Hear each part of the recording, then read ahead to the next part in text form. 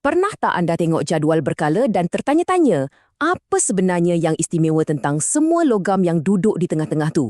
Hari ini, kita akan bongkar rahsia unsur peralihan.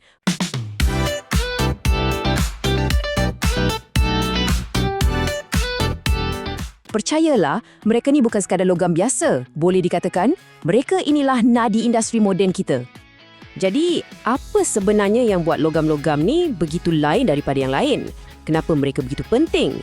Jom kita selami dunia mereka dan fahami apa yang menjadikan mereka begitu unik dalam kupasan kali ini. Okey, ini dia pelan tindakan kita. Mula-mula kita akan cari di mana kedudukan mereka. Lepas tu kita tengok sifat-sifat asas mereka. Kemudian bahagian paling penting, 4 kuasa istimewa yang anda wajib tahu. Seterusnya, peranan mereka sebagai pemangkin, kegunaan dalam dunia sebenar dan kita akan tutup dengan rumusan paling penting. Dah sedia? Jom! Bahagian 1, mencari unsur peralihan. Okey, benda pertama sekali, kita kena tahu kat mana nak cari unsur-unsur ni dalam peta kimia kita, iaitu jadual berkala. Senang je nak cari. Unsur peralihan ni duduk selesa di blok tengah jadual berkala, tersepit betul-betul di antara kumpulan 2 di sebelah kiri dan kumpulan 13 di sebelah kanan. Kiranya, merekalah jambatan yang menyambungkan kedua-dua belah jadual tu.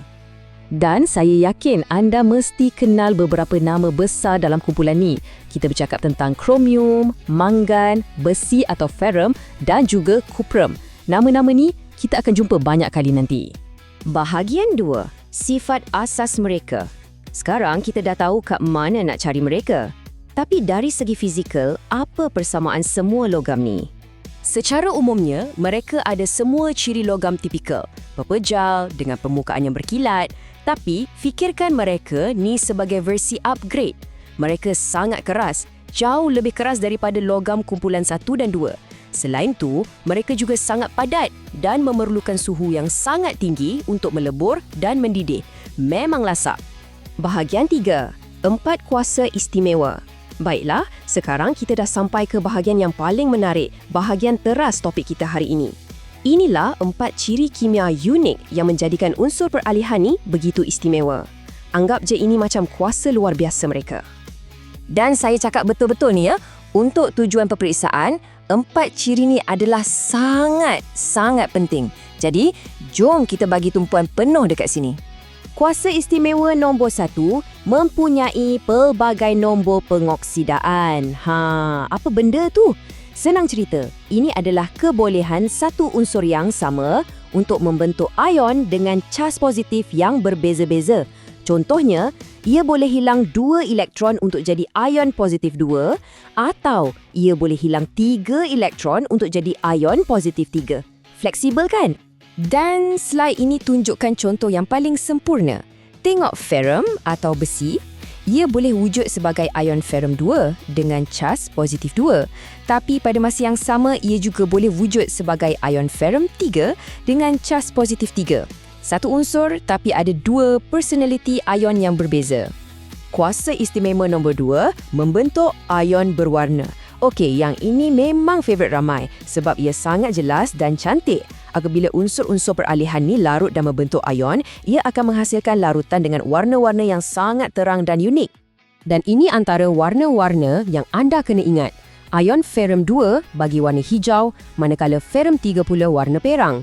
Ion kuprum 2 yang sangat terkenal dengan warna birunya dan kromium pula berwarna hijau, betul-betul macam pelangi dalam tabung uji.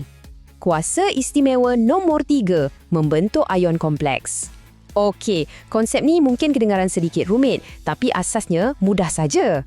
Bayangkan ion logam ni macam satu magnet di tengah-tengah. Magnet ni sangat kuat, jadi ia boleh tarik molekul atau ion lain untuk melekat di sekelilingnya dan membentuk satu struktur baru yang lebih besar dan stabil.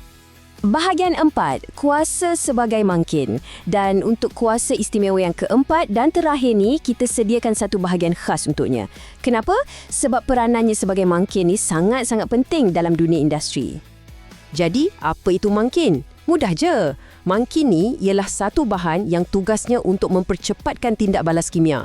Yang hebatnya, ia cuma tolong sahaja. Ia tak akan habis digunakan dalam proses tu. Fikirkan ia macam seorang jurulatih yang bagi semangat supaya semua benda berjalan dengan lebih laju dan efisien. Dan jadual ini adalah satu lagi lubuk emas untuk peperiksaan. Ini adalah senarai proses industri paling penting yang menggunakan unsur peralihan sebagai mangkin. Besi dalam proses haba untuk buat amonia, vanadium V-oksida dalam proses sentuh untuk asid sulfurik. Senarai ini memang wajib hafal. Inilah enjin yang menggerakkan industri kimia di seluruh dunia. Bahagian 5, dari makmal ke kehidupan, kegunaan dunia sebenar. Okey, kita dah bincang semua teori dan kuasa istimewa. Sekarang, jom kita lihat bagaimana semua ciri-ciri hebat ni digunakan dalam kehidupan seharian kita. Tengoklah betapa praktikalnya sifat-sifat ni. Kenapa besi diguna untuk bina jambatan? Sebab ia keras melampau. Kenapa titanium ada dalam cat? Sebab ia sangat tahan karat. Dan kaca-kaca hiasan yang berwarna-warni tu, itulah magic manggan yang boleh membentuk sebatian berwarna. Bahagian 6, rurusan penting. Banyak juga yang kita dah lalui. Sekarang, jom kita simpulkan dan imbas kembali perkara-perkara paling penting yang anda perlu ingat dari perkongsian kita hari ini. Anggap ini sebagai senarai semak ulang kaji terakhir anda. Nombor 1, tahu lokasi mereka antara kumpulan 2 dan 13. Nombor 2, ingat sifat asas mereka. Keras, padat, takat lebur tinggi. Nombor 3, yang paling kritikal, hafal keempat-empat kuasa istimewa tu. Dan akhir sekali, pastikan anda boleh kaitkan kuasa-kuasa ni dengan kegunaannya dalam dunia sebenar. Kesimpulannya, jangan sesekali pandang rendah pada unsur-unsur di tengah jadual berkala ni. Ia bukan sekadar nama dalam carta. Ia adalah blok binaan asas yang membentuk industri kita dan pada masa yang sama mencorakkan hasil seni kita. Dari jambatan besi yang gagah hinggalah keindahan kaca berwarna.